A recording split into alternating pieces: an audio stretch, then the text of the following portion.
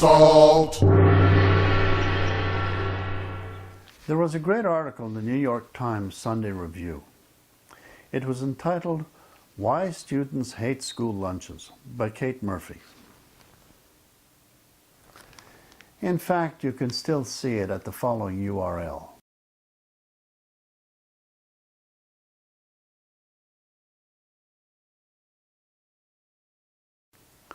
The article describes how more than 30 million American school kids go to school cafeterias daily to get subsidized or free meals, thanks to the Healthy, Hunger-Free Kids Act, which took effect in 2012.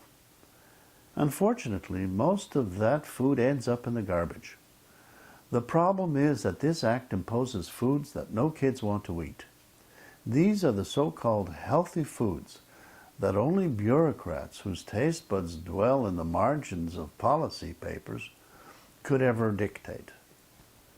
There is absolutely no health and certainly no freedom from hunger when the food that's served goes straight from the cafeteria tray into the trash can. What a waste. A waste of food, a waste of taxpayer dollars, and a total waste of trust in our nutrition policymakers. Somehow our government nutrition experts forgot that food is supposed to taste good.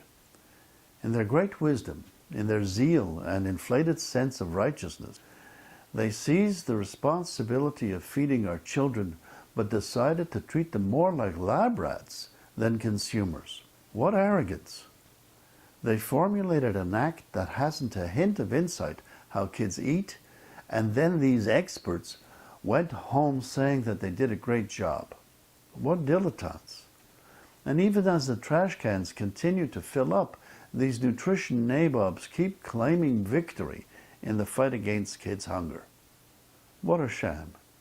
We have been saying, correction, not only saying, we have been showing for years that you can get kids to eat all the healthy foods. You just have to make them taste good. A full 10 years ago, we quoted London Telegraph journalist Paul Eastham, who said, since the school ban on salt shakers, his 14-year-old daughter stopped eating vegetables because they were so bland. All the goodness they promised to deliver remains untouched on the plate.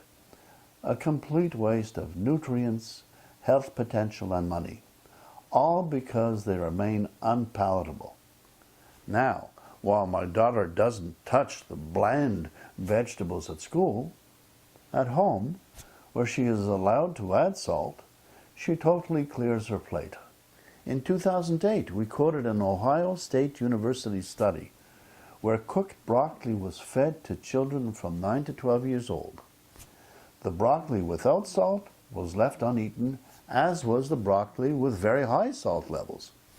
But the broccoli with a bit of salt was completely consumed. Kids know what they like. All the healthy vegetables and salads taste better with a bit of salt.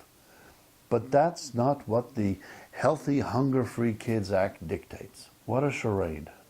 So rather than having the decency to respect our kids like the consumers they are, the Act treats them like lab rats.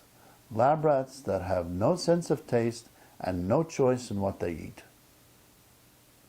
When it all comes down to it, the Healthy, Hunger-Free Kids Act dictates one thing. It's our treat or you don't eat. Salt.